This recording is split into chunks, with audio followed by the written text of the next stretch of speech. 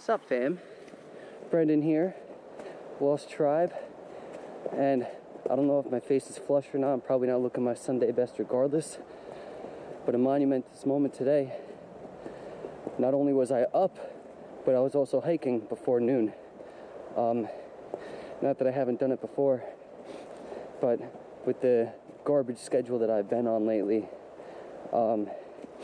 it's been a little hard, but I did it. I went to sleep early last night, woke up at 9 o'clock this morning, did some editing and stuff, and now, before noon, I am out on a hike, at a different hike than you've definitely seen me at before.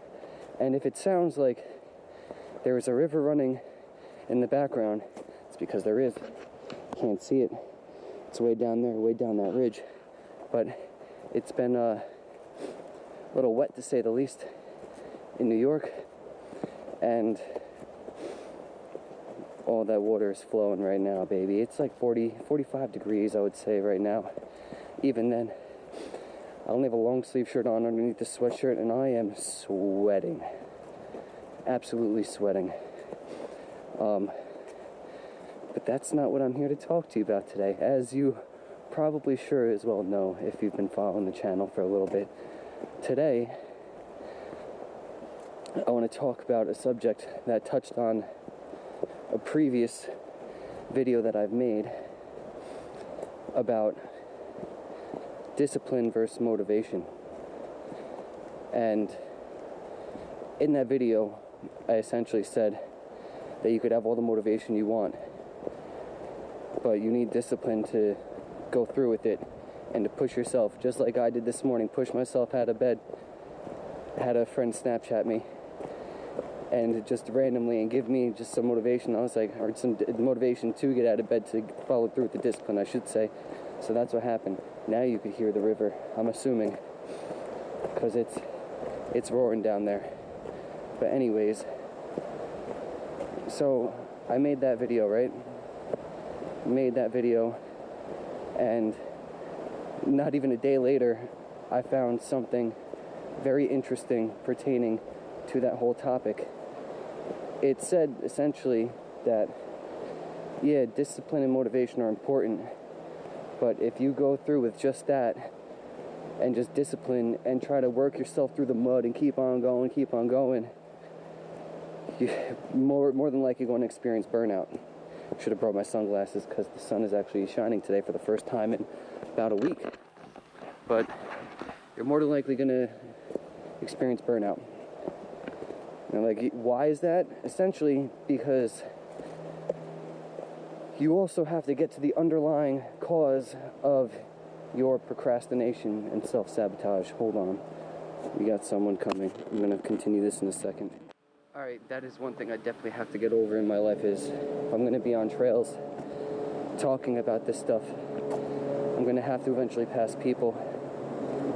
But it's a public speaking thing I have to get over. But that's besides the point. I don't know if you could tell right now. There's a lot of noise going on. Prop plane overhead, jet plane overhead, which you probably can't hear. And then the river down there, now you can actually sort of see it. She flowing. I would have liked to do the video next to the river. However, I feel like I would have had to have screamed. And we're in the woods. I don't condone loud music or screaming unless it's important. Scream for, if there's a bear after you, Sasquatch, or coyotes or something. Mountain lions, although they're apparently not supposed to be around here, but there have been tales. Scream for that reason. But rambling and ranting, even though, almost died, even though it's for a good cause, don't do it. But anyways, so you have to get behind and sit yourself down and look at it, because the best thing to do with the problem is to face it, make it real in a sense, and visualize it and understand it. But the problem behind why you're procrastinating, why you're self-sabotaging, and it makes sense, because, I mean, I've dealt with it plenty when I was going to publish my book, It took me 3 years to go from beginning to end of process. Granted, I did 6 drafts, but those 6 drafts could have easily been done in a year, even without much burnout. But I did burn myself after each and every draft. I burnt myself out. That's what happened. And I had to look back at it and realize what had happened. And for me personally, my big things of self-sabotage and procrastination, because procrastination is a form of self-sabotage, because you prevent yourself from doing something because of a fear of self-sabotage. And like, that's what my thing has been. It was what I'm trying to get to. God, I really hope this audio comes out okay with this river, because I could see my GoPro going all haywire over this noise. But I've had, go back to the original thing, fear of failure. One of my biggest things. And I remember while writing my book, that fear of failure was always in the back of my mind. That and the fear of rejection, which is my other big thing. So those are always in the back of my mind while I was writing, but I still pushed through it anyways. But it got to a point where I would finish the draft in a month and a half, 2 months, and then would stop because I needed the rest. Otherwise, I would just be too burnt out. Needed the rest, didn't continue going. And granted, you could even argue that I could have kept going. It's just me being too easy on myself. Possibly, potentially. I'm not going to deny the existence of that potential possibility. LOL. But it was also that fear sitting in the back of my head. And that's honestly what gets me from starting a lot of things. Just starting them. By some miracle, I pushed through and made that book. I mean, it showed me a huge deal about myself, how I could actually be the things that I always destined I was going to be. And I apologize. My hair's probably a little messy, even though it's short. But I am burning up right now. But yeah, I taught myself so much by writing that book. However, I still felt that fear, and I still feel it. Still feel the fear sometimes. A lot of times. You have to face it. And like I said, the fear of rejection, fear of failure, all those things, that's me personally. Fear of people judging me. And, I mean, you see me doing this now. A year ago, I never would have told you I'd be doing what I'm doing right now. Literally talking to a camera in the middle of the woods as I'm walking. But I'm doing it. And, point is, you got to sit down with yourself, see what that is, and overcome it. Overcome it, work your way through it, do the small baby steps. Do the small baby steps, build better habits, teach yourself that, in my example, the fear of rejection and the fear of failure isn't all that bad. Because realistically, yeah, not to say that my book was unsuccessful, but it was. Like, I had these visions of grandeur that I would publish the book and I would be famous right off the bat and all that stuff. And my one friend really tempered that that notion. I'm just gonna pause real quick. See the river. Now it's not as bad. Now it's actually like semi-calm. But before, downstream, it is a rager. But my friend, tempered that by the time it came out. And I was a lot more prepared instead of being devastated when it finally came out and it wasn't as popular or successful as I thought it would be.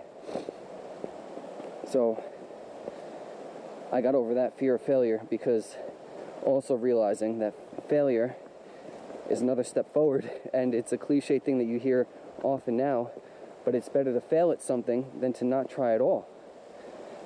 And I finally got that into my head, and it creeps back every now and then, don't get me wrong, but I got it into my head. And now it's better. And the fear of rejection, just to go to that, has kept me from even asking women out on dates, or young girls when I was younger, when I was in like way before my 18th birthday, when I was a young and still in high school. That fear of rejection really got me. And there were some chicks that were like visibly into me, but me being too scared to take the next move kept me from doing it. But you sit yourself down and you temper those things and you visualize them and you work on them, and that's one of the things you work on this year, you will be unstoppable, man. You will have the discipline and the motivation. You will have all those other things out of the way, those things in the back of your mind, those nagging things that keep you from doing it and keep you from, or make you get burnt out after trying to push through them. And don't get me wrong, they're always going to be there, but they shouldn't make you anxious, shouldn't make you scared, because failure is always a possibility. But it's changing your mindset on failure and being like, okay, you know what? Failing sucks. Don't get me wrong, but it's not that bad. I'm balancing, doing a balancing act. Woot woot. But it's not that bad, because you do move forward, and you just have to be able to get up from that fear and continue. Whoa, parkour. Oh, that was almost mud. Oh boy. But yeah. Do it up, Buttercup. Push through that stuff. Don't let it stop you. I'm not letting it stop me anymore. And even if this channel becomes unsuccessful and I fail, it's not really a failure, to be honest with you, at this point, because I'm helping myself out. Like I've said in previous videos, it's me doing my own personal log, which I hope does help other people.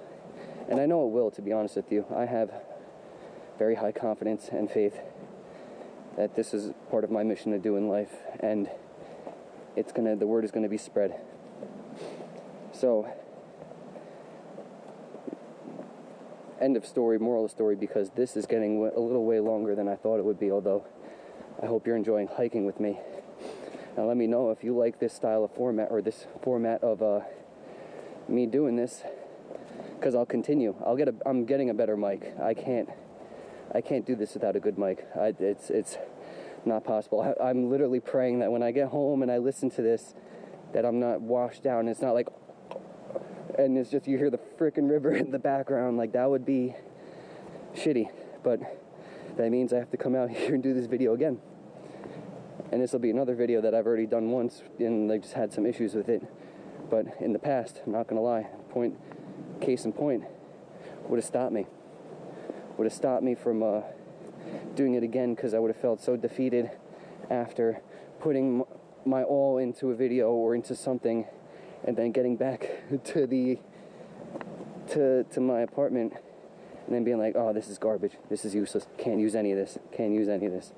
Oh, and that's another thing how I self-sabotage is perfectionism. I know most of you probably don't even follow astrology, but I'm a Virgo, perfectionist to a T. I love things being perfect. And I've had to, which is another reason why I did 6 drafts on my book, but it's a lot better for it. However, it has stopped me from doing a lot of things. But yeah, getting way off track here. Even if I don't end it here, even if I do end it here, I'm going to the lake, and I'm going to show you a video of the lake, because I'm going to do a nice meditation there for a couple minutes, 10 minutes, and I'm going to hike back. It's probably about a 4-mile round-trip journey from the parking lot to Pine Meadow Lake and back. But trying to gain my focus right quick and see where I left off. But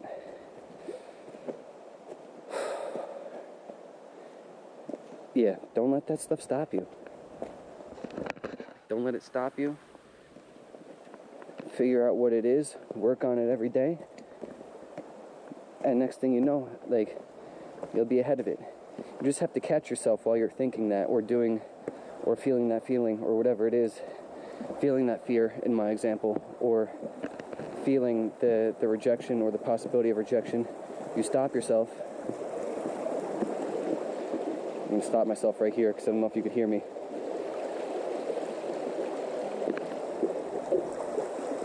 Boom, boom.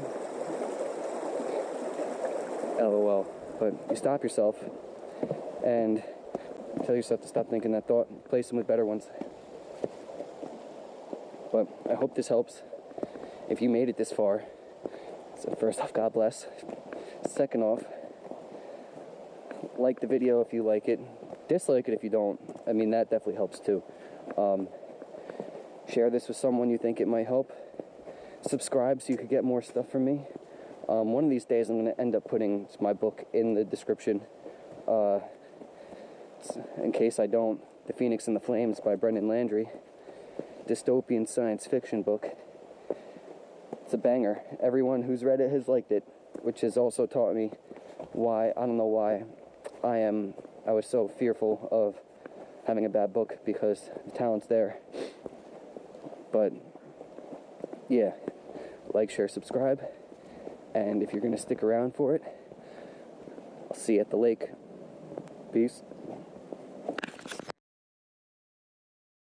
Alright, sun decides to come out, and we're not at the lake yet, but we're almost there. And you know why I know? Because we're passing this spot. But I've always liked this spot. People stack their rock stacks here, do their thing. This is an old building up here for some kind of pump station. I don't know. Harriman used to not be a state park. It used to be, and I apologize for squinting, it used to be a lot of like private land. So yeah, this used to be an old pump station. I always like this spot. It has a very magical feel to it, obviously because of all the rock stacks stacked up. But yeah, you see this pipe here all rusted out. I should also note that if any of you guys decide that you're going to venture up here, and right now is a good time because it's cold, but this is a place where there are a lot of rattlesnakes, and the rattlesnakes up here have been selectively bred because people have caught them and killed them and made them into whatever they make rattlesnakes into. Purses, boots, all that good jazz. They've been selectively bred to be less likely to rattle. Because the way they found them is that they would rattle and then they would get captured and then bootified, so to say. So, yeah, if you do come up here, be careful. Just watch your step, go slow. They don't want to hurt you, just like you don't want to hurt them, and you shouldn't hurt them. But they'll do their thing. They'll go along the trail. Just be mindful where you step, because I guess there's a lot of rats up here, and they love it. So I am going the not so right way, but alright. I'll see you guys when we get up there. Actually, maybe not. I feel like I want to show you guys this, because I just checked, and you can sort of hear me while I'm next to the water. This is another one of my favorite spots on this trail because it's so picturesque.